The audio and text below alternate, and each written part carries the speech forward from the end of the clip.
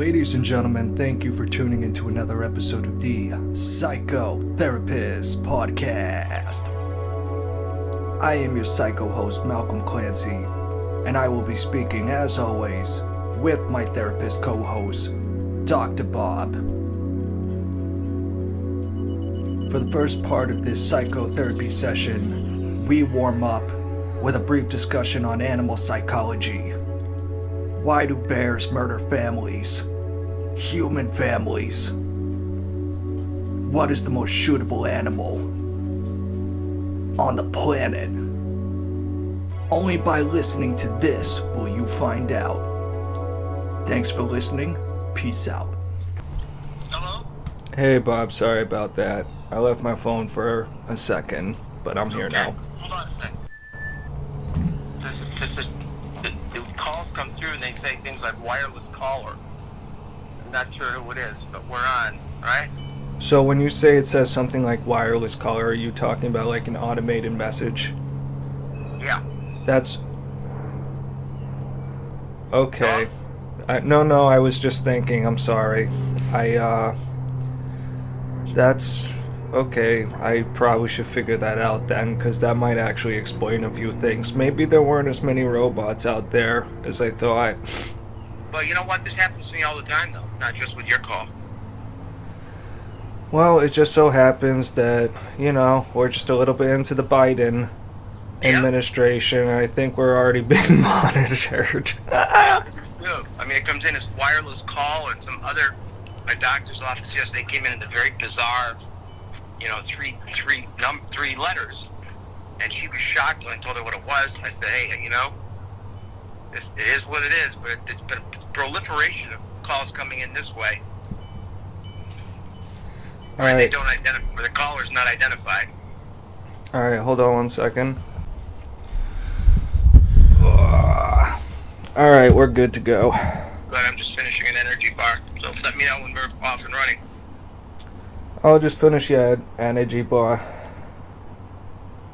Okay. You good? Are we good? Yeah, I'm good. Alright. So how have you been? They got some tree cutting going on right outside my window here, so I just shut the window. But if it cranks up again, let me know, okay? It's interfering with the sound. Okay. You'll probably be fine. Things closer to the actual real mic, I think, is what really gets in the way. Okay. Yeah, so I don't hear it on your end. Okay. That's good. Are you familiar with Fisher cats at all? Am I familiar with Fisher cats? Yeah, got them all over my backyard. I just learned about them from because for a while I thought there was a screaming abused child in my neighborhood somewhere, and I wondered if I needed to call the police, but she explained what they were, and she sent me a photo, and I said, wow, that looks like the most shootable fucking animal I've ever seen. Yeah, they're ugly. And I have Fisher cats, coyotes, and the other day we always have these wild turkeys that sort of amble around, and then you hear them scream, and then one of the other animals got them during the night. So I don't know who got this poor turkey. It was either a Fisher cat or a coyote. Did you see the fox video I sent you? Which one was that? So that was a couple days ago.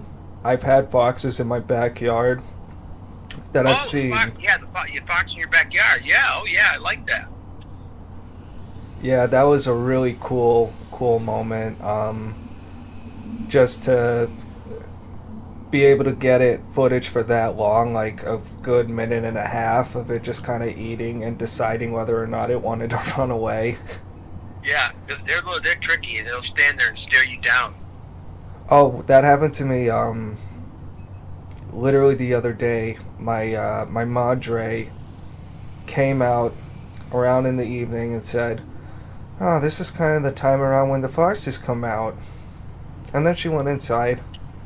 And then 30 seconds later, I look up, and like 15 feet away from me, there's just a little baby fox staring me dead in the eye. And I heard what the fucking fox says, and it's a weird little fucking meow, fucking shit.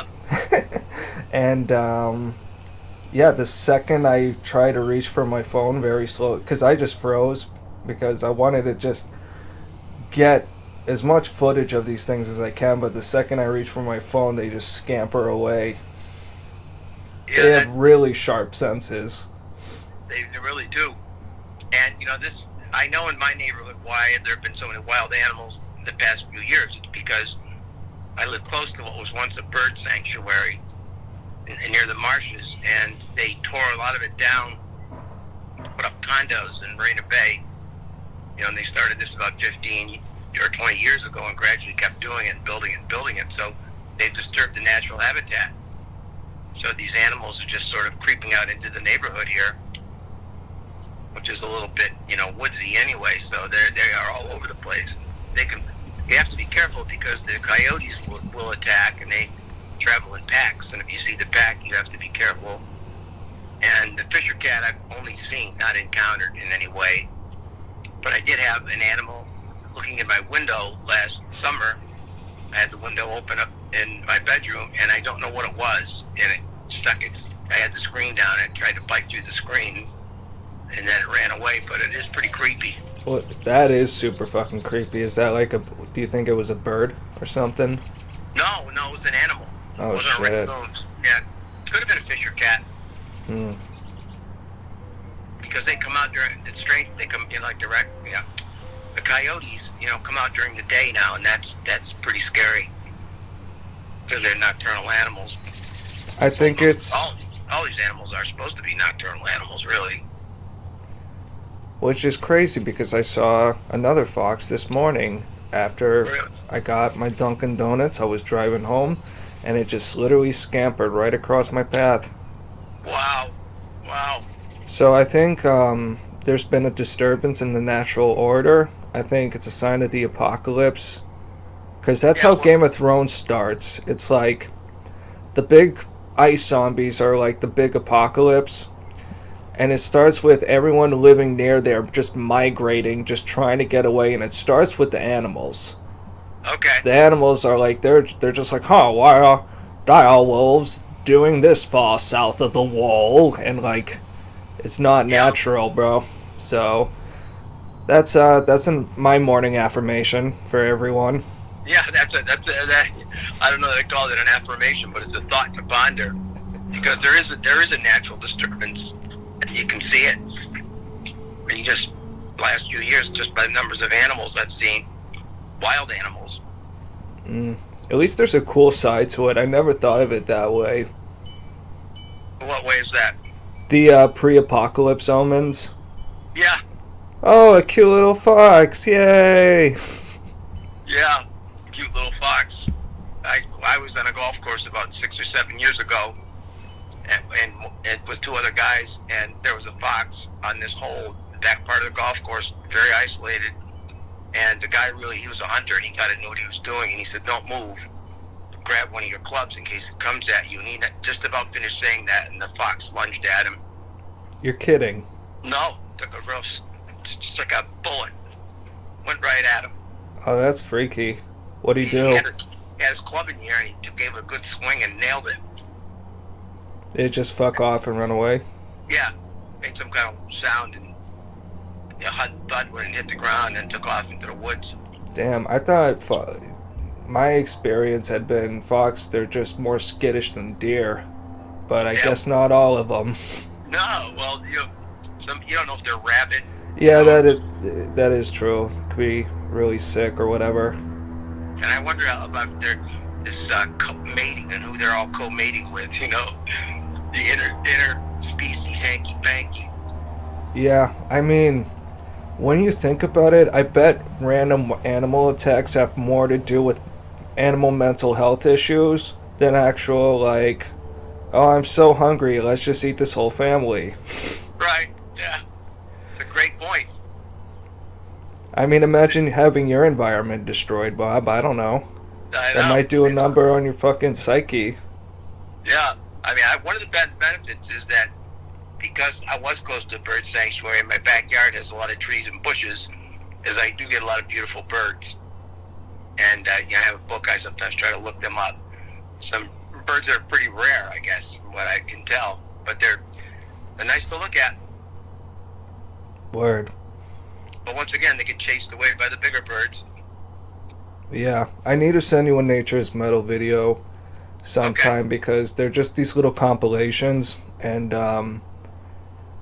you know, you would judge from the title that it would be like, you know, blood and guts or something, but it's really not. There's like a lot of storms, there's like bears just climbing cliffs, and like really cool stuff, like a little octopus bull riding an eel.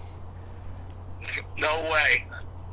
Yeah, really, like, I mean, there's a little bit of like, you know, lions getting the gazelle or whatever, but it's not like R-rated. The music's pretty hip, and there's just a lot of cool shit. So I'll find a good one and send it over to you. And where did you come up with these?